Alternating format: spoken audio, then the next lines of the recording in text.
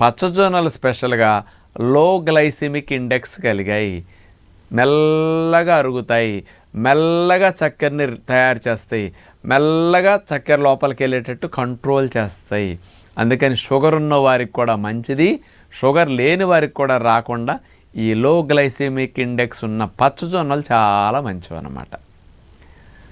మామూలుగా ఇందులో ఉన్న ఫైబర్ కూడా ఎట్లాంటి హెల్ప్ చేస్తుందంటే, ఈ పచ్చజొన్నలు అరిగి చక్కెరగా మారిన తర్వాత ఇందులో ఉన్న 62% కార్బోహైడ్రేట్స్ గ్లూకోజ్గా మారుతాయి కదా, స్లోగా మారుతాయి.